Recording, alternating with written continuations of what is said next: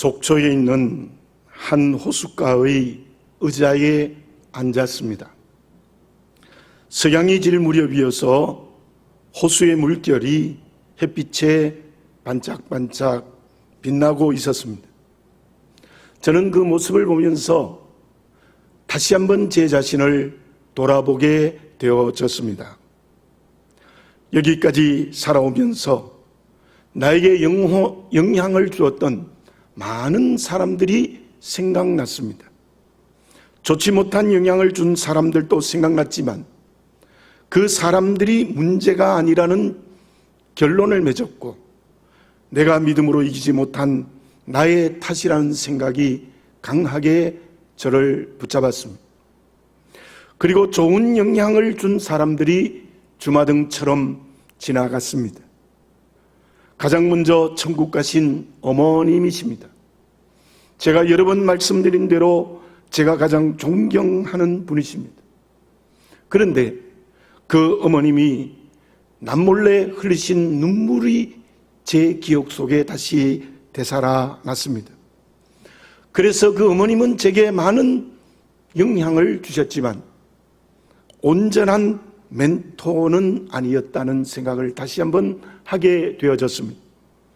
그 후에 선생님, 또 제가 모시던 목사님, 선배 목사님, 여러 친구들이 생각났지만 그들 역시 저에게 좋고 선한 영향력을 미쳤지만 온전한 멘토는 아니었다는 생각을 하게 되어졌습니다. 그때 저는 우리가 너무나도 잘 알고 있는 다윗이 노래했던 시편 23편 1절의 말씀이 생각났습니다. 여호와는 나의 목자이시니 내게 부족함이 없으리로다. 다윗은 이스라엘의 대왕이었습니다. 지금도 이스라엘의 유대인들은 다윗의 시대를 회복하기를 원할 정도로 다윗은 대단한 국부였습니다. 가장 넓은 영토와 국내의 안정과 주변의 나라들에게 조공을 받았습니다. 그런데 그 다윗의 인생길이 결코 순탄하지 않았죠. 젊을 때는 사울에게 죽음을 당하는 위기에 있었고 왕이 되어서는 사랑하는 아들인 압살롬과 아도니아의 반역을 겪기도 해야 했습니다. 그 다윗이 이제 온 나라를 평정하고 완전한 왕위를 굳게 세웠을 때에 이 노래를 불렀습니다. 그는 인생을 돌아보면서 하나님만이 나의 목자이시라는 겁니다. 나의 주인이시며 목자와 주인이 되어서 나를 인도하셨다는 것을 분명하게 고백합니다. 그는 시편 18편 2절에서 이렇게 고백합니다. 여호와는 나의 반석이시요 나의 요새시요 나를 건지시는 이시요 나의 하나님이시요 내가 그 안에 피할 나의 바위시요 나의 방패시요 나의 구원의 뿌리시요 나의 산성이시로다. 그 모든 고백의 뜻이 무엇입니까? 하나님만이 나의 목자 주인이 되시고 그 하나님만이 내게 부족함이 없으시다는 겁니다. 나의 필요를 온전히 채워주신다는 고백입니다. 저는 그 자리에서 그 다윗의 고백을 되뇌이면서 물어보았습니다. 저 다윗의 고백이 너의 고백이 되어 있느냐? 말과 설교는 그렇게 하면서 하나님이 나에게 부족한 분으로 생각했다는 고백을 하지 않을 수 없었습니다. 목회의 길에 하나님의 능력만을 의지해야 되는데 사람을 의지하고 세상의 가치를 의지했다는 고백을 하지 않을 수 없었고 저는 그 자리에서 깊이 회개했습니다. 내 몸과 마음이 병든 것은 하나님 앞에 영혼이 잘못되었기 때문이다. 아직도 몸과 마음이 완벽하지는 않지만 하나님과의 교제를 회복해 나가고 있다는 생각을 다시 한번 그때 가지게 되어졌습니다. 여러분들이 저를 위하여 중보 기도해 주셨기 때문이기도 합니다. 저도 여러분들을 진심으로 사랑하고 기도드립니다. 그렇다면 나는 온전히 주님을 믿고 있는지, 온전히 하나님이 목자이신 주인이 되어 계신지, 그래서 그 하나님만이 부족함이 없는 분이신지 내 영의 상태를 되돌아보시고 질문해 보시기 바랍니다. 왜 바울이 온갖 고난 가운데서도 그리스도 안에서라는 말을 수없이 그의 서신에서 고백했습니까? 164회나 고백을 했습니다. 바울에게 주인은 오직 예수님밖에 없었기 때문입니다. 왜 수많은 주님의 제자와 그리스도인들이 낙심하고 주저앉았습니까? 주님만이 주인이 되는 다윗의 고백과 삶이 없었기 때문입니다. 이제 우리 모두 어떤 환경과 관계에서도 주님만이 주인이 되시기 바랍니다. 주의 말씀과 주의 능력이 인격과 삶이 되어지시기 바라겠습니다. 그 사람이 이때에 다윗이 될 수 있습니다. 그러면 하나님 예수님만이 주인이 되어 부족함이 없이 살아가는 그리스도인에게 하나님은 부족함이 없다는 필요를 채워주시는 은혜가 구체적으로 무엇입니까? 이번에 제 자신이 또 한 가지 깨달은 것이 있습니다. 너무 늦게 깨달은 것 같습니다. 그것은 하나님이 왜 부부의 관계를 허락하셨을까라는 것을 다시 알게 되었습니다. 물론 부부는 육체가 한 몸이 되어야 합니다. 함께 마음과 영이 하나가 되어야 합니다. 그런데 그 남편과 아내의 역할이 무엇입니까? 에베소 5장 22절에서 25절입니다. 아내들이여 자기 남편에게 복종하기를 주께 하듯 하라. 이는 남편이 아내의 머리됨이 그리스도께서 교회의 머리됨과 같음이니 그가 바로 몸의 구주시니라. 그러므로 교회가 그리스도에게 하듯 아내들도 범사에 자기 남편에게 복종할지니라. 남편들아 아내 사랑하기를 그리스도께서 교회를 사랑하시고 그 교회를 위하여 자신을 주심같이 하라. 말씀 그대로 순종과 사랑입니다. 왜 주님이 그 말씀을 하셨을까요? 남편과 아내가 한 몸이 되게 하신 것은 서로의 부족한 것을, 서로의 필요를 채워주라는 의미입니다. 저는 이렇게 나이가 되어서 이번에 다시 그것을 깨닫게 되었지만, 그러나 또 한 가지 분명한 것은 그럼에도 불구하고 남편이 아내에게, 아내가 남편에게 필요를 채워준다는 것은 분명히 한계가 있습니다. 주님이 나의 목자, 즉 주인이 되셔서 주시는 은혜가 무엇입니까? 제가 지금까지 드리는 1절의 말씀처럼 나의 부족함을 온전히 채워주십니다. 나의 필요를 완벽하게 채워주십니다. 그것이 구체적으로 무엇입니까? 첫째 2절을 봉독해 드립니다. 그가 나를 푸른 풀밭에 누이시며 쉴만한 물가로 인도하시는 도다. 이 말씀에서 소생하다의 뜻은 되돌아오다, 회복하다의 뜻입니다. 우리의 영이 잠들어 있지 않습니까? 병들어 있지 않습니까? 그래서 주님이 성령을 통해서 그 영의 잠에서 깨어나게 하시고 그 영적 병에서 치유해 주신다는 의미입니다. 그때 하나님이 원하시는 옳은 길로 인도함을 받을 수 있다는 뜻입니다. 무슨 뜻입니까? 하나님과의 관계에 무엇인가 때문에 닫혀 있지 않습니까? 막혀 있지 않습니까? 그래서 영이 병들고 잠을 자고 있지 않습니까? 그때 주님의 은혜는 그 잠과 병에서 깨우고 치유하시는 은혜를 베푸십니다. 어떤 때는 매로 때리시는 경우도 있고 어떤 때는 위로하시면서 회복하고 치유받게 하시는 경우도 있습니다. 그때 우리는 어떻게 해야 됩니까? 다윗처럼 진심으로 회개해야 합니다. 마태복음 3장 2절입니다. 회개하라 천국이 가까웠느니라 하였으니 예수님이 공생애를 시작하면서 처음 하셨던 말씀입니다. 그렇습니다. 주님과의 관계에 문제가 있을 때 온전히 회개하면 하나님은 그 병을 고쳐주십니다. 푸른 풀밭에 누이시며 쉴만한 물가로 인도해 주시는 뜻이 있다는 것입니다. 3절의 말씀처럼 소생시키시고 자기 이름을 위하여 의의 길로 인도하신다는 뜻입니다. 회개의 길을 열어주실 때 진정으로 회개해야 합니다. 그때 나의 전인격이 하나님 나라가 됩니다. 주께서 지금 나의 영이 회복되기를 원하십니다. 진심으로 회개하여 주님께서 성령을 통해 주시는 회복과 치유를 체험하시기를 바라겠습니다. 그때 3절의 말씀처럼 내 영혼이 회복됩니다. 내 영혼이 소생합니다. 내 영혼이 하나님과의 관계가 온전히 열립니다. 그래서 하나님이 옳다 하시는 의의 길을 걸어갑니다. 실로 하나님이 가장 먼저 우리에게 베푸시는 필요를 채워주시는, 부족함을 채워주시는 은혜입니다. 그리고 둘째는 2절입니다. 그가 나를 푸른 풀밭에 누이시며 쉴만한 물가로 인도하시는 도다.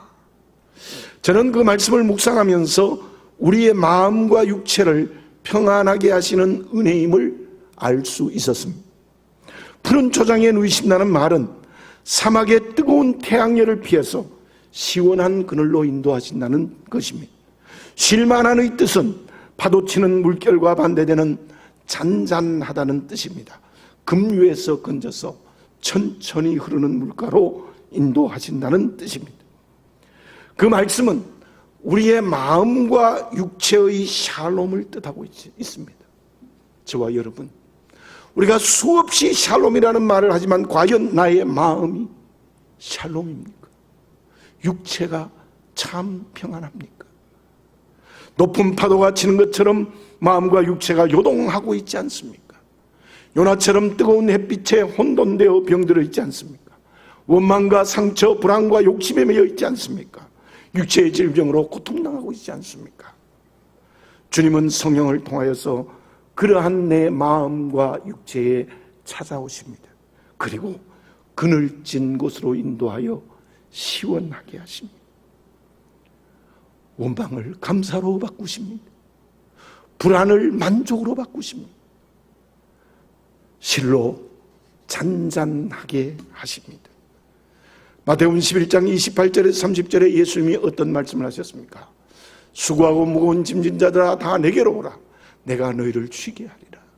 나는 마음이 온유하고 겸손하니 나의 멍에를 메고 내게 배우라.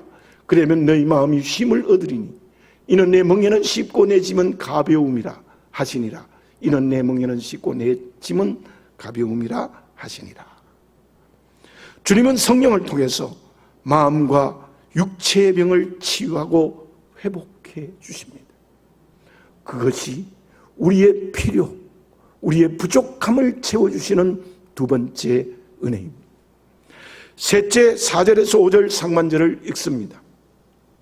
내가 사망의 음침한 골짜기로 다닐지라도 해를 두려워하지 않을 것은 주께서 나와 함께 하심이라. 주의 지팡이와 막대기가 나를 안위하시나이다. 주께서 내 원수의 목전에서 내게 상을 차려 주시고, 그 말씀의 의미가 무엇입니까? 지팡이는 목자가 양들을 인도하는 역할을 합니다. 막대기는 무기입니다. 목자는 양을 위해서 도둑들과 이리에게서 지켜줍니다. 죽음 같은 고난에서 주님은 나와 함께하여 지켜주십니다. 인도하시고 원수를 이기게 하십니다. 고난을 이기게 하십니다. 압살롬의 반역을 피하여 광야로 갔을 때 다윗과 600명의 군사들은 먹을 것이 전혀 없었습니다. 그때 바르실레를 통하여 먹을 것과 입을 것을 공개받았습니다. 그를 두고 오늘 본문의 말씀에서 다윗은 원수의 목전에서 밥상을 차려주셨다는 고백을 합니다. 주님은 우리의 어려움을 나보다 정확하게 알고 계십니다. 그래서 나를 죽음과 같은 고난에서 길을 열어주십니다. 그리고 일용할 양식, 먹을 것을 공급해 주십니다. 우리는 지금 이때에 전체적인 코로나19가 어렵고 또 개인적으로 어려운 모든 고난에서 주님의 손을 잡는 믿음의 그릇이 되시기를 바라겠습니다. 그때 주님은 외면하지 않으십니다. 나와 함께 하십니다. 막 막대기와 지팡이로 인도하십니다. 밥상을 차려주십니다. 고난에서 새로운 길을 열어주십니다. 사도행전 3장 6절에서 8절에 이러한 말씀이 있습니다. 베드로가 이르되 은과 금은 내게 없거니와 내게 있는 이것을 내게 주노니 나사렛 예수 그리스도의 이름으로 일어나 걸으라 하고 오른손을 잡아 일으키니 발과 발목이 곧 힘을 얻고 뛰어서서 걸으며 그들과 함께 성전으로 들어가면서 걷기도 하고 뛰기도 하며 하나님을 찬송하니. 베드로를 통하여 태어나서 40년 동안 걷지 못한 거지가 일어났습니다. 성전 문 앞에만 있었지 한 번도 들어가지 않았던 성전에 들어가서 하나님을 찬양했습니다. 그는 나사렛 예수 그리스도의 이름, 즉 능력으로 영과 마음과 육체가 회복되어졌습니다. 저와 여러분, 물론 우리는 사지가 멀쩡합니다. 그러나 하나님 앞에 오늘 그러한 사람이 아닌지요. 나사렛 예수 그리스도의 이름으로 걷고 뛰시기를 바라겠습니다. 성전에 들어가 하나님을 찬양하시기 바랍니다. 그 사람이 진정 하나님의 자녀입니다. 주님의 은혜를 체험하는 그리스도의 신부입니다. 그러면 주님께서 나의 영과 마음 그리고 육체를 치유하시고 회복하시는 은혜를 주십니다. 고난에서 구원하십니다. 실로 그 은혜는 우리의 부족함을, 우리의 필요를 완벽하게 허락하시는 전능하신 하나님의 은혜입니다. 그때 우리의 응답은 무엇이어야 되겠습니까? 군자 삼락이라는 말이 있습니다. 맹자에는 이런 말이 있습니다. 군자의 세 가지의 기쁨은 부모님이 살아계신 것, 하늘과 사람에게 부끄럽지 않는 것, 인재를 가르치는 것이라고 말합니다. 그런데 공자는 군자의 세 가지 기쁨을 이렇게도 말합니다. 학문을 배우고 익히는 기쁨, 멀리 있는 친구가 찾아와서 만나는 기쁨, 다른 사람의 평가에도 초연한 것, 하기 시습지 불역연로호, 유붕자원 박래하니 불역낙화, 인부지 불온이면 불역군자호라는 세 가지 기쁨을 말했습니다. 참 믿지 않는 분이시지만 이 세 가지 기쁨을 우리가 가졌으면 얼마나 좋겠습니까? 쉽지 않은 일입니다. 그러나 그리스도인의 기쁨은 어떠해야 될까요? 5절 하반절에 이러한 말씀이 있습니다. 기름을 내 머리에 부으셨사니 내 잔이 넘치나이다. 내 머리에 기름을 부으셨다. 다윗은 불가능한 상황에서 왕으로 기름 부음을 받았습니다. 아버지 이새도 막내는 생각지도 않았습니다. 그런데 하나님의 영은 사무엘을 통하여 그에게 어릴 때에 기름을 부었습니다. 그 후 기름을 부은 다윗은 사울의 쫓김을 받았습니다. 사지를 다녔을 때 누가 다윗이 왕이 된다고 생각했겠습니까? 그러나 주께서 그에게 이스라엘 왕이 되게 하셨습니다. 그 말씀은 주께서 다윗의 영과 마음과 육체를 지키시고 회복해 주셨습니다. 온갖 고난 심지어 죽음의 자리에서도 구원하시고 이기게 하셨습니다. 그리고 다시 기름을 부어 왕위를 주셨습니다. 왕위를 잃어버렸을 때 다시 그 왕위를 회복해 주셨습니다. 그에 대한 응답이 무엇입니까? 내 잔이 넘치나이다. 내 잔이 넘치나이다. 저는 이 말씀을 너무나 잘 알고 있지만 이번에 정말 은혜를 받았습니다. 다윗에게 주신 하나님의 기업이 흘러 넘친다는 고백입니다. 그 표현이 말해주고 있는 것이 무엇입니까? 전 인격에 주님이 주신 은혜에 만족한 기쁨을 노래하고 있다는 거예요. 재미와 기쁨이 다르다고 말씀드렸습니다. 밤새도록 술 마시고 춤추고 노래하는 것은 재미있는 겁니다. 선한 일에 집중하며 학문에 집중하는 것은 기쁘다고 말할 수 있습니다.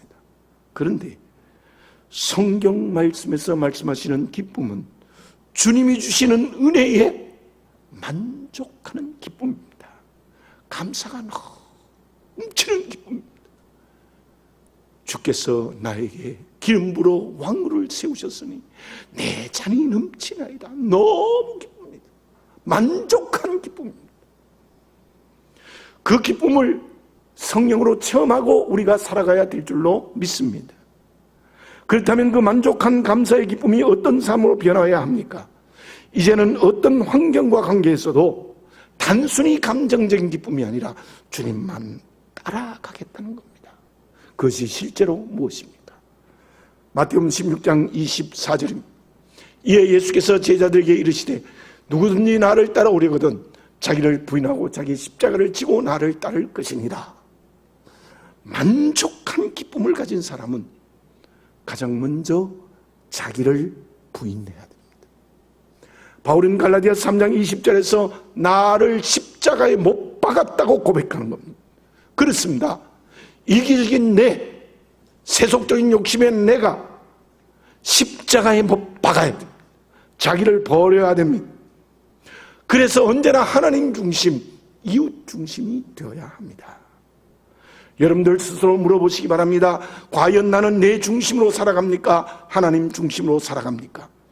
내 중심으로 살아갑니까? 이웃 중심으로 살아갑니까? 이제 모두 내 중심으로 살아가는 것을 내려놓으시기 바라겠습니다. 그리고 두 번째는 내 몫에 대인 십자가를 져야 합니다. 그게 만족한 기쁨이 있는 사람이에요. 주님이 나에게 주신 사명입니다. 그 사명을 감당해야 합니다.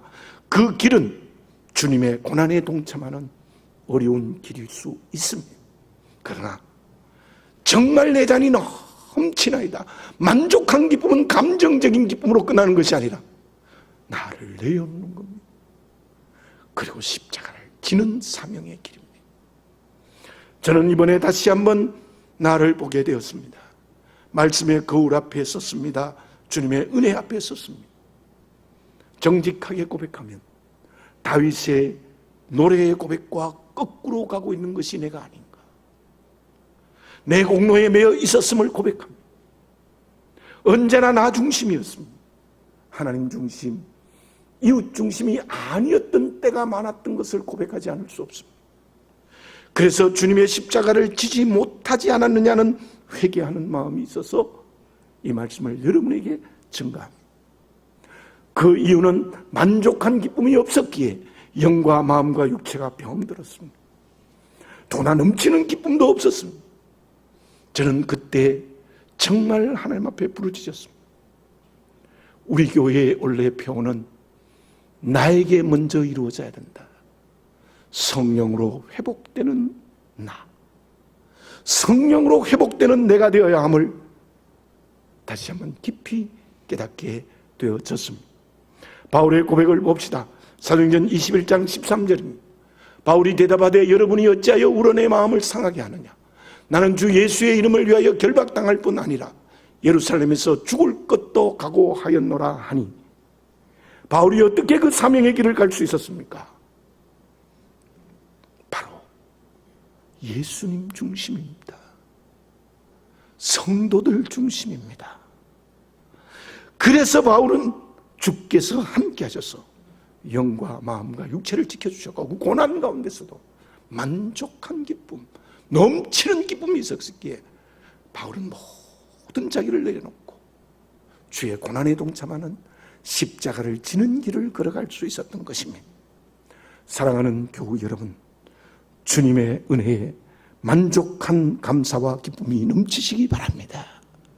우리의 영이 다쳤을 때 열어주시는 은혜, 우리의 육체와 마음을 샬롬으로 인도해 주시는 은혜, 고난의 길에서 길을 열어주시는 그 은혜 앞에 만족한 기쁨, 넘치는 기쁨이 있으시기 바라겠습니다.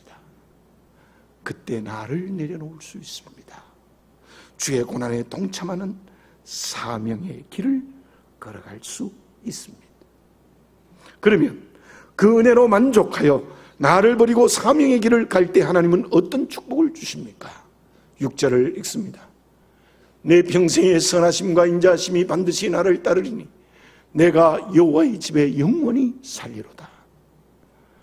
다윗의 고백입니다. 그러나 그 말씀은 하나님이 다윗에게 주신 축복으로 설명할 수도 있습니다. 먼저 우리가 진정 하나님이 주신 은혜 앞에 나를 내려놓고 주의 십자가를 지고 가는 그리스도인이 되면 평생에 주의 선하심과 인자하심이 항상 임재되어집니다. 하나님이 나에게 약속하신 사랑이 언제나 함께 하십니다.